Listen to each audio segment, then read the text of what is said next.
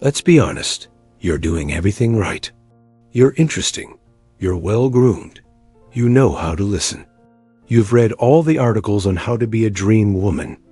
Not too clingy, but not too cold either. And so you're sitting across from him playing your best part, and in his eyes you see polite boredom. Or even worse, he falls in love, but not with you, with your mask, with the convenient, nice, predictable girl. But the moment you show your true self, your complex character, your ambitions, your shadow, he gets scared and disappears. Now, remember a different moment. That time when you couldn't care less. When you were consumed by your project, your passion, your life.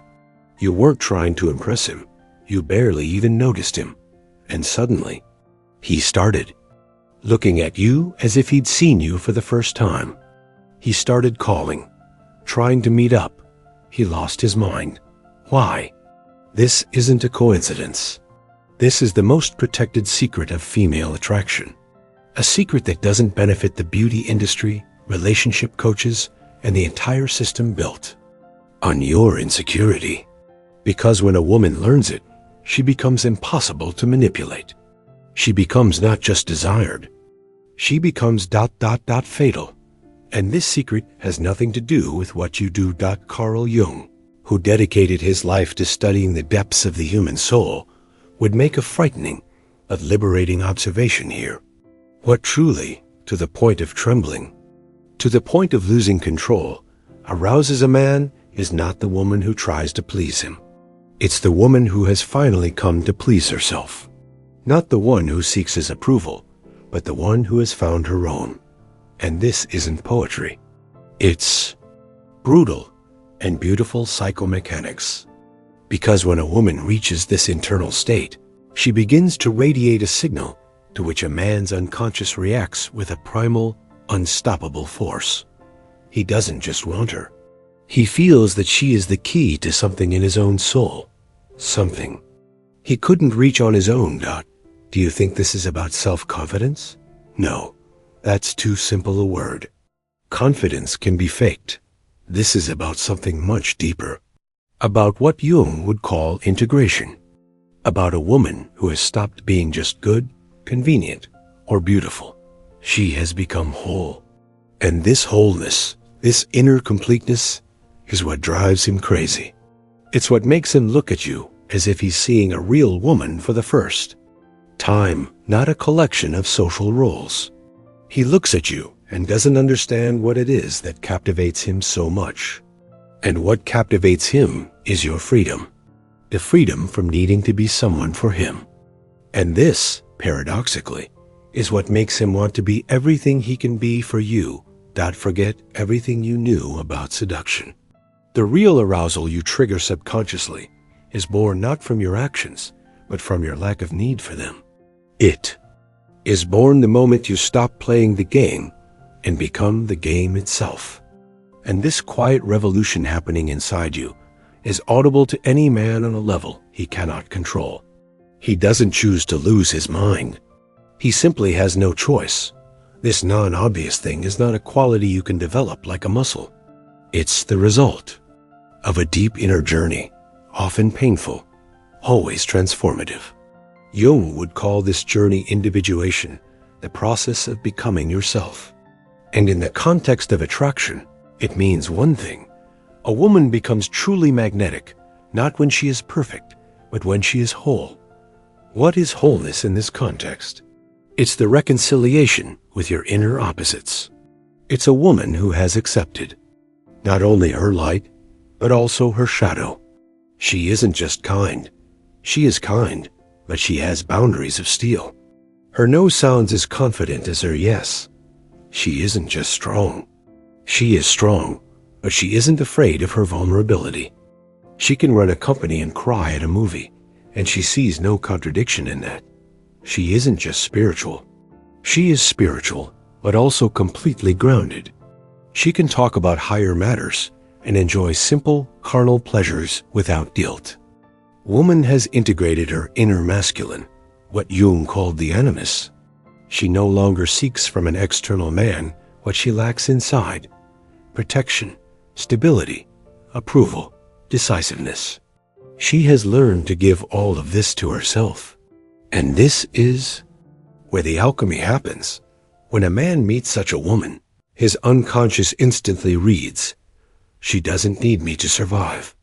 This simple truth flips the entire power dynamic on which 99% of all relationships are built. He can't save her.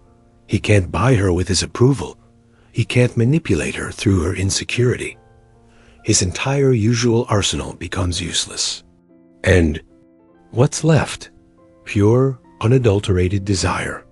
The desire not to possess, but to be near. Not to control, but to touch. He loses his mind not because you look perfect. He loses his mind because in your presence, his own soul feels seen. Your wholeness unconsciously gives him permission to become whole too. Your freedom from needing him paradoxically creates in him a desperate need to be in your field. He looks at you and sees not just an object of desire. He sees a path. The path to the version of himself he always wanted to be: more free, more real.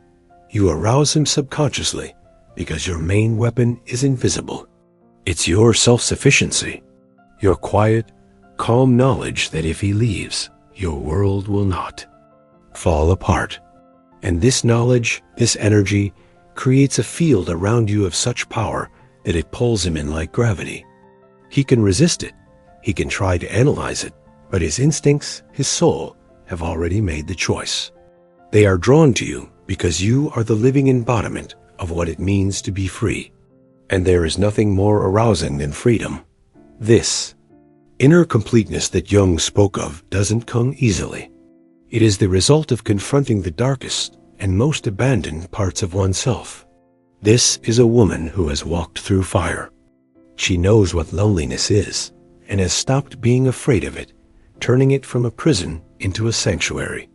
She knows what pain is and has learned not to run from it, but to listen to what it has to say. She has met her shadow, her anger, her jealousy, her badness, and instead of suppressing them, she has integrated them.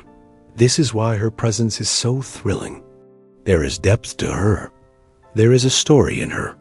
She is not a smooth, polished surface. She is a landscape with mountains, ravines, and hidden caves. And a man tired of the flat world of superficial connections is drawn to explore this landscape with an irresistible force. When you are in this state, you stop broadcasting the signal, "I'm lacking something," to the world. Instead, you radiate a quiet but powerful vibration. "I am full." And by the fundamental law of the psyche, fullness attracts fullness. The man who appears in your life comes not to fill your emptiness, but to share in your abundance. This is why he can't resist. Because he feels the difference. One woman shouts about her value. Another silently radiates it. One tries to prove she is worthy of love. The other is love itself. And this difference is felt on a cellular level. This is the non-obvious thing. Not an action, not a word, but the resonance of your soul, which is finally at home, within itself. The path to this state, to this magnetic wholeness, lies through 3 territories that modern society teaches us to avoid. These are territories that Jung considered absolutely necessary for true transformation. These are not seduction techniques, but stages of a deep inner alchemy. The first territory, the radical acceptance of silence. This is about what we discussed earlier, the ability to be alone. But not just to be alone, but to find a source of strength in it. When a woman stops being afraid of the silence in her home and on her phone, she stops using men as a painkiller for the fear of loneliness. She stops projecting her need to fill the void onto them. What happens at this moment on an energetic level? Her energy, which used to leak outward in a desperate search for validation, begins to gather inside. It accumulates, condenses, creating what can be called a psychic core. This core is her center of gravity. She becomes unshakable. A man feels this instantly. He approaches a woman who doesn't vibrate with neediness. She doesn't look at him with eyes that carry a silent question. Will you save me? Will you choose me? She looks at him calmly, as an equal. Her presence doesn't ask. It offers. It doesn't cling. It invites. This self-sufficiency, born in silence, is the first component of her subconscious arousal. He sees in her not a half looking for its other, but a whole universe, ready, if it so chooses, to connect with another. This removes fear from the equation and leaves only pure attraction. The second territory, the integration of the bad girl. This is the most difficult and most important stage. Society programs a woman to be good, convenient, compliant, understanding, forgiving. Jung would say that this is the creation of a one-sided, castrated persona, a social mask that hides half of her true nature. And everything that is suppressed accumulates in the shadow. In this shadow live her anger, her ability to say no, her healthy selfishness, her sexuality, unburdened by shame. A woman who is truly arousing is one who has dared to go down into this basement and befriend her monsters. She has realized that her anger is not a sin, but a navigation system that signals when her boundaries are being violated. She has realized that her selfishness is not a vice, but a necessary condition for self-respect. She has realized that her sexuality is not something to be given to a man in exchange for love, but her own life force. When she integrates this shadow, she becomes dangerous in the most thrilling sense of the word. She is unpredictable. She can be as gentle as a kitten, and in the next second, defend her boundaries like a tigress. She can be an angel of compassion and a demon of clear-eyed truth. This multifaceted nature, this inability to put her in a box, drives a man's mind crazy. His primitive brain, accustomed to simple categories, cannot classify her, and this makes him think about her constantly. He tries to solve her mystery, not realizing that the mystery is the answer. Her wholeness, which includes both darkness and light, is what makes her alive. And there is nothing more sexual than the fullness of life. The third territory, becoming the source of your own pleasure. This is a direct consequence of the second text we analyzed. When a woman stops seeing a man as the sole source of her happiness, pleasure, passion, and meaning, she takes away an enormous amount of his power. And paradoxically, this is what makes him want to give her everything. A woman who has become her own source is one who doesn't wait for him to organize her free time. She has her own rich, interesting life. Doesn't wait for him to boost her self-esteem. She knows her own worth. Doesn't wait for him to give her an orgasm. She knows and loves her own body and is not afraid of her sexuality. She treats a man not as a well in the desert, but as a beautiful lake next to her own ocean. His presence is a joy, not a necessity. When he feels this, his hunter's instinct awakens in the healthiest sense. He understands that this woman is not to be saved, but to be won over. Not because she's playing hard to get, but because her life is full even without him. To become a part of her world, he must bring something truly valuable to it. His sincere attention, his respect, his passion. These three paths to self-sufficiency, to shadow integration, and to self-centeredness create that very non-obvious thing.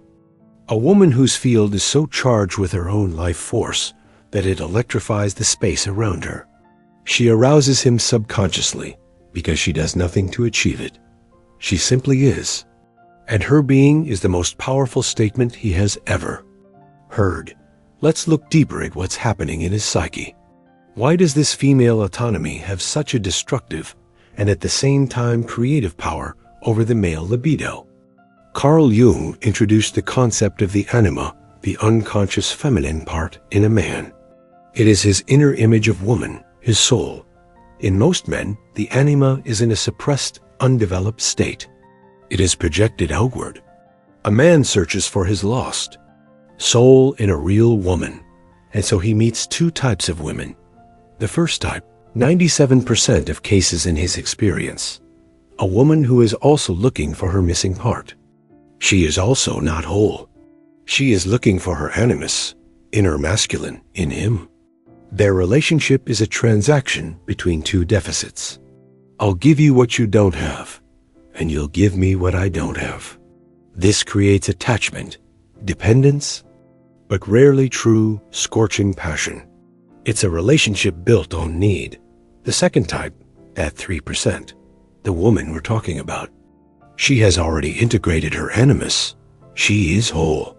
When a man meets her, his anima reacts instantly. It recognizes in this woman not a compensation, but a role model. In the presence of a whole woman, his own soul awakens. He feels not just desire, but an inner calling to become as whole as she is. This is what we call losing one's mind. His ego, his usual defense mechanisms, his control strategies, all of it shuts down. Power shifts to his unconscious, to his soul, which is drawn to her like a sunflower to the sun. He feels more alive or real next to her because she activates the deepest, most authentic parts of himself. This attraction is almost mystical because it bypasses the conscious mind. He can't explain to his friends what's so special about her. She's just different. He can't stop thinking about her because she has become a symbol of his own potential.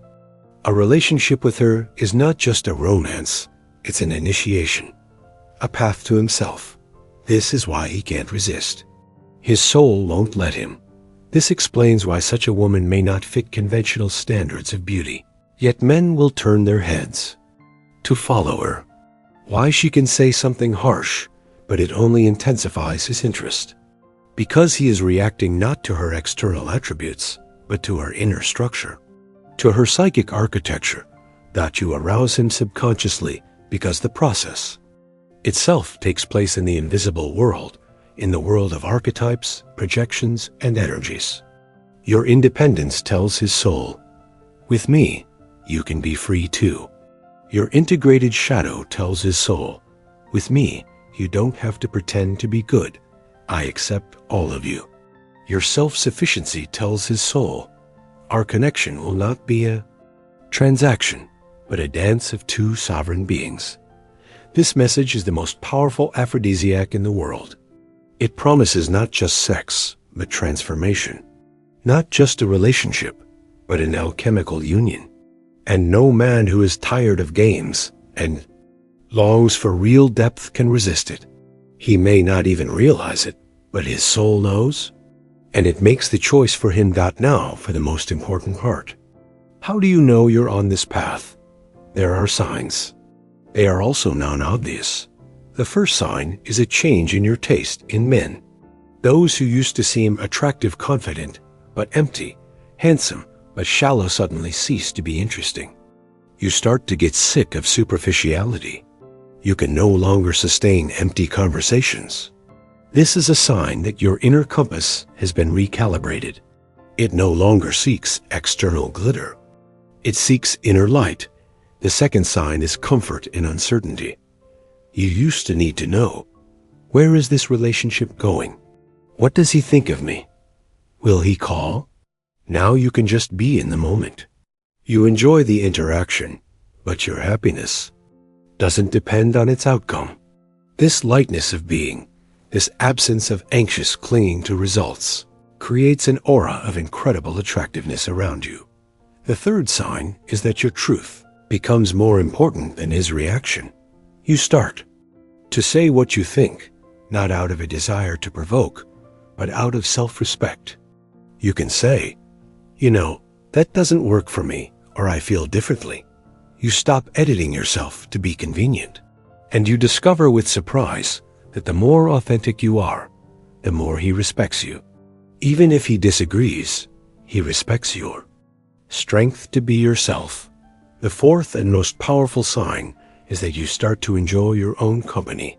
Not just tolerate it, but enjoy it. You can spend an evening alone with a book and a glass of wine, and it will be as fulfilling a date for you as an evening with the most wonderful man. When this happens, you've hacked the matrix. You become the point of reference for yourself.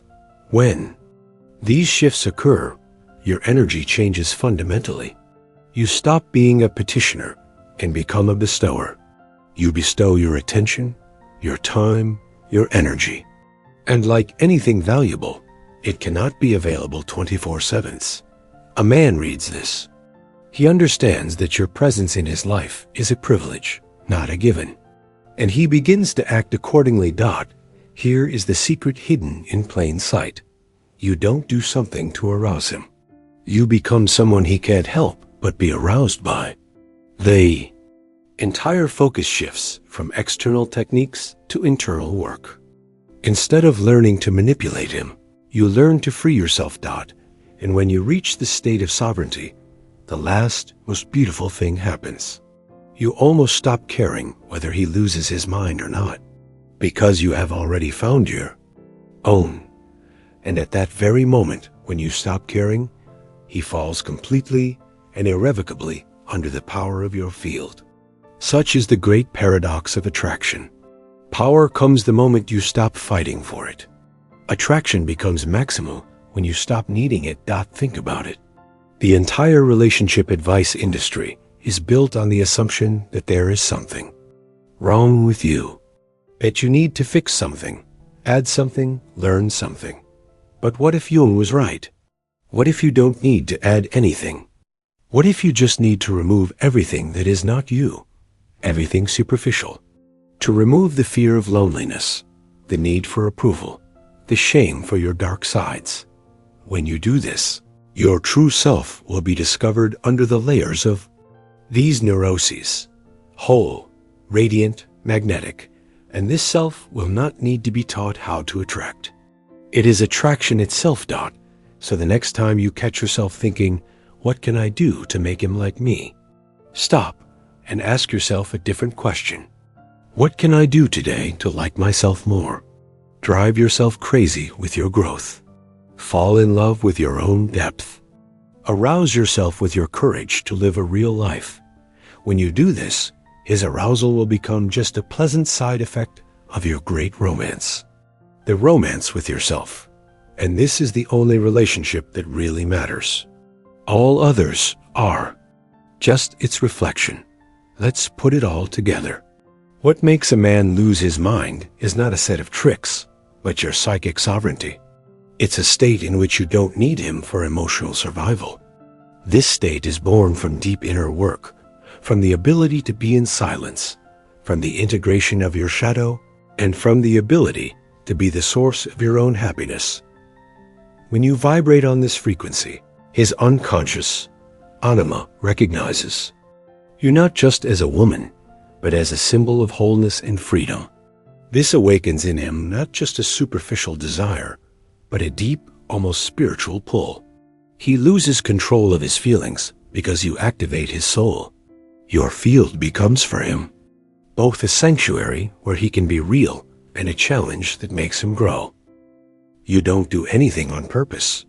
Your power is in your being, in your calm self-sufficiency, in your dangerous unpredictability, born from accepting all parts of yourself, in your freedom from having to play games. This woman you are becoming doesn't look for love. She is love. That's why love looks for her. And when he finds you, he feels that he has found something rare, precious, and absolutely real. It's impossible to resist this, not because you are perfect, but because you are finally whole. And if this message has resonated with your soul, if it has touched that part of you that is tired of games and longs for depth, it's not a coincidence. It means that your own transformation has already begun. This call to wholeness is already sounding within you. Don't silence it. Let it grow louder. Share this video with a woman who you feel needs to be reminded of her innate power. Leave a comment and tell us which stage of this path, silence, shadow, or self-sufficiency, resonates with you most right now. And of course, subscribe to the channel if you are ready to continue this journey. Here, We don't teach techniques. We awaken states.